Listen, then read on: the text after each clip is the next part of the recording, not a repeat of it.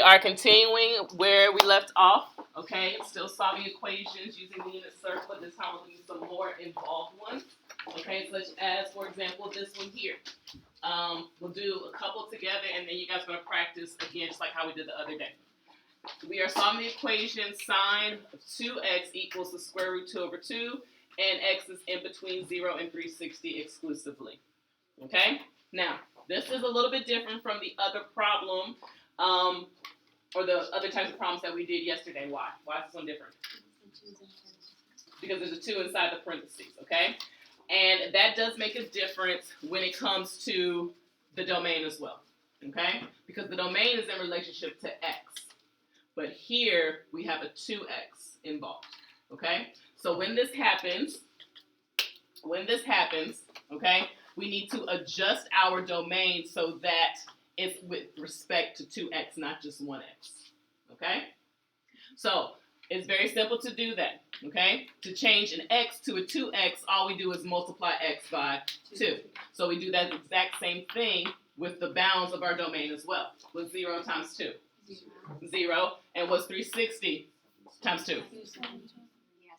720. So now, when we go about figuring out, okay, what angles is sine the square root 2 over 2, we're not looking from 0 to 360, we're looking from 0 to 720. Okay? So, where is sine positive for 1? Where is sine positive? Which quadrants?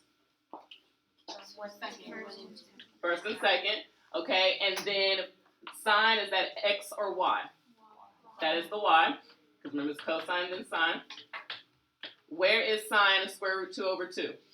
Just from 0 to 360.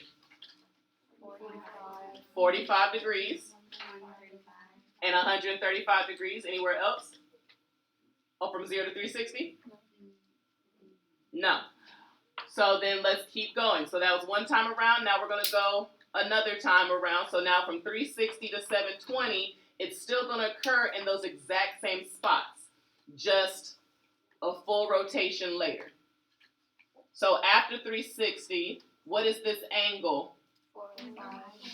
405. And then what's this angle? 495. Okay? And all you do to find those is just add 360 because you're going one more full time around. So it's the same angles, it's just 360 degrees more. So, now before you say, okay, those are my final answers, box it and move on, that is your solution for 2x. Okay? So sine of 2x equals the square root 2 over 2. Basically, you just found the sine inverse of the square root 2 over 2. You found it to be all 4 of those angles. So that means every single one of those angles is equal to 2x. 2x is equal to 45 degrees. 2x is equal to 135. 2x is equal to 405. And 2x is equal to 495. You have to divide them all by 2. And then those solutions will be your final answer. Okay, what's half of 45? 22.5. What's half of 135?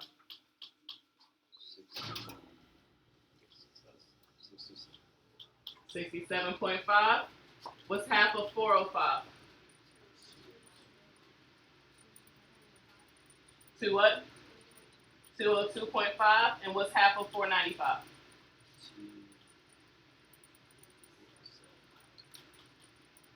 And all 4 of those are your solutions for the sine of 2x equals the square root 2 over 2. And if you notice, every single one of these values is in between 0 and 360. Okay? Without adjusting the domain, you would only get the first 2. But there's still 2 other solutions that you lose by not adjusting the domain. So anytime this and this do not match up, they need to match up. Okay? So even if it was, say it was x over 2 instead, then you would need to adjust your domain here by dividing both sides by 2. Make sense?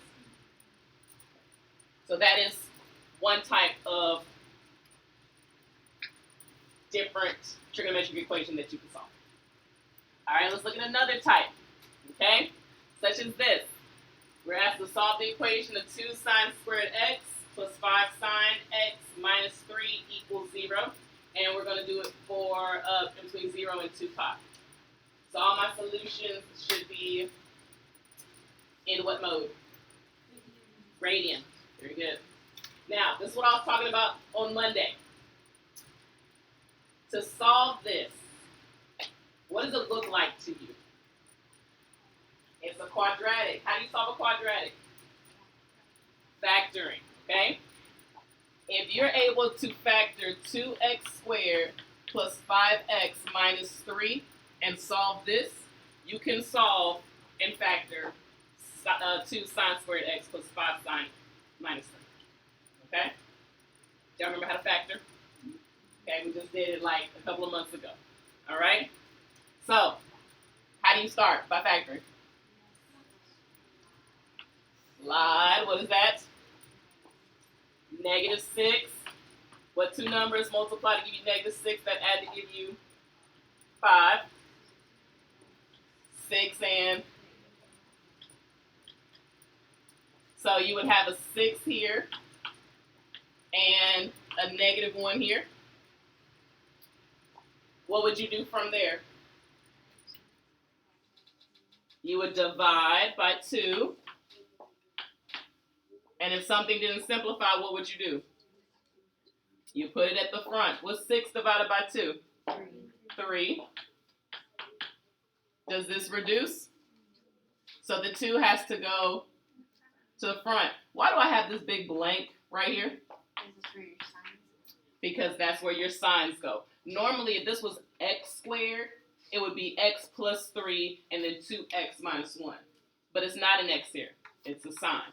So I'm going to have sine x plus 3 and then 2 sine x minus 1. And that equals 0. So it's still factoring, just now you have a trig function instead of just a regular x. You still solve it the same way though, right? From here, don't you set both factors equal to 0? Okay. Sine x plus 3 equals 0. Let's solve this. How do I solve? Subtract 3. Now using your knowledge of the unit circle, where is sine -3 on your unit circle? Nowhere. So this would be considered an extraneous solution for this part. Actually, not extraneous. Sorry. It's actually no solution for this part. That's if you get a solution, it doesn't work. So no solution for this part. But let's look at the other part. How do I solve for x? Add 1 and then? So I have sine x equals 1/2. Is 1/2 on your unit circle? Yes. So in between 0 and 2 pi, where is sine 1/2? First and second quadrant.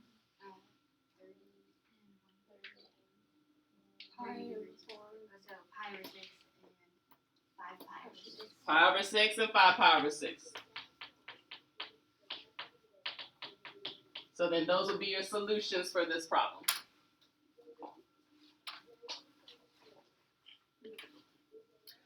So when it comes to these quadratic ones, don't forget about your rules of solving a quadratic. You have factoring, slide divide bottoms up, or just the normal X method. Don't forget about GCF, okay? Remember when you're factoring, the first thing you should look for is always your GCF. Don't forget about that as well. And, correct, for all 3 terms, yeah. Questions on that? Not too bad, right? Okay, let's do some practice. Okay, so for this one, did you adjust your domain? Yes.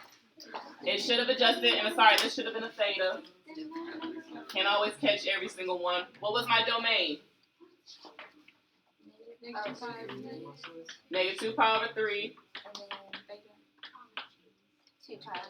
to positive 2 pi over 3. Make sure you adjust it based off of your value here. Did you take the square root? Yes. Did you remember your plus or minus? Yes. So plus or minus 1, where from negative 2 power over 3 to positive 2 power over 3 is sign a positive 1 or a negative 1?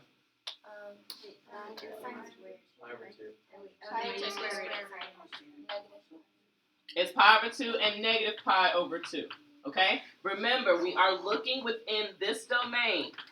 Here is a positive 2 pi over 3. Here is the negative 2 pi over 3. Because remember, we have clockwise or counterclockwise is your positive angle, and then clockwise is your negative angle. Okay? So don't forget about those two things. It does cross both of these quadrantal angles, and that is where sine is a positive 1 and where sine is a negative 1. So it should have been your two angles, but what did I have to do to both of these angles?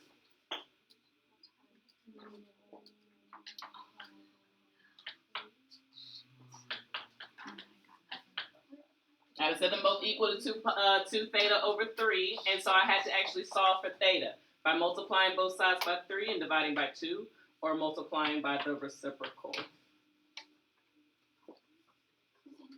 Question? From the circle? Because remember, sine is your y coordinate. Okay.